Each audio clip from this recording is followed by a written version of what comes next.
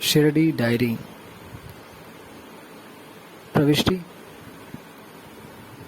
10 दिसंबर 1910।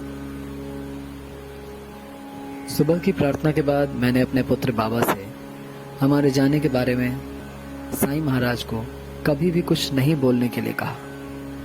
वे सब जानते हैं और हमें कब भेजना है वे जाने। रोज की तरह हमने साईं साहब को देखा जब वे बाहर जा रहे थे, और बाद में जब हम लोग मस्जिद गए, साईं साहब बहुत ही आनंदित थे और उन्होंने एक बालिका की पूर्व जन्म की कहानी सुनाई जो उनके साथ खेल रही थी। उन्होंने कहा वो एक कलाकार थी और मर गई, साधारण रूप से दफना दी गई। साईं साहब उस रास्ते से गुजरे और उसकी कब्र के पास एक रात ठहरे, फिर वह उनके साथ चली। उन्होंने उसे एक बबूल के पेड़ में रखा और फिर उसे यहाँ ले आए। उन्होंने कहा पहले वे कबीर थे और सूत काटते थे। बातचीत अत्यंत सुखद थी। दोपहर में वर्धा के श्रीधर परांजपे अपने साथ श्री पंडित, एक अन्य चिकित्सक और एक तीसरे सज्जन को लेकर आए। अहमदनगर के कनिष्ठ अधिकारी श्री पटवर्धन भी उनके साथ थे। मेरा पुत्र और वह कॉलेज के पुराने सहपाठी हैं। वे सभी साईं साहब के दर्शन को गए और हम सब उनके साथ थे।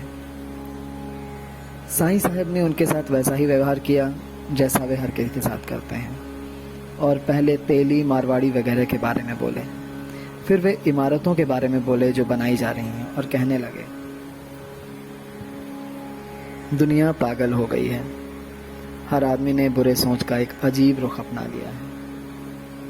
मैंने कभी अपने आप को उनमें से किसी के बराबरी में नहीं रखा, इसलिए वे क्या कहते हैं मैं कभी नहीं सुनता और ना ही जवाब देता हूँ। मैं क्या जवाब दूँ? उसके बाद उन्होंने ओदी वितरित की और हमें वाड़े में लौट जाने को कहा। उन्होंने पटवर्धन कनिष्ठ को संकेत किया और रोज की तरह कल को रवानगी का दिन बतलाते हुए उसे रुकने के लिए कहा। मैं और बाबा साहेब सहस्त्रबुद्धे वाड़े लौट आए। ऐसा लगता है कि परंजपे और उनके साथी राधा कृष्णा के पास गए। बापू साहेब जोग की पत्नी बीमार चल रही है। उसे साईं साहब जो कुछ कहते हैं उससे बहुत लाभ पहुंचा है और उसे वे कोई दवा नहीं देते, लेकिन ऐसा मालूम पड़ रहा है कि आज उसका धैर्य खत्म हो गया है और उसने चले जाना चाहा।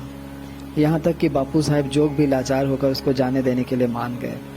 साईं साहब ने उसके स्वास्थ्य के बारे में और वो कब जा रही है कई बार ऐसी पूछताछ की, लेकिन शाम को बापू साहब जोग ने औपचारिक रूप से जाकर साईं साहिब से आज्ञा लेने की बात कही तो वो बोली कि अब वो पहले से ठीक महसूस कर रही है और अब नहीं जाना चाहती।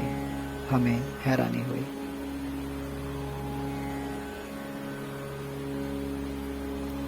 शिरडी डायरी में आज के लिए बस इतना ही। बाबा के शब्द अपने हृदय में उतारें हम सब, यही प्रार्थना है, और उनके शब्दों का हम अर्थ समझ सकें, उसे अपने जीवन में उतार सकें, यही उनसे प्रार्थना है।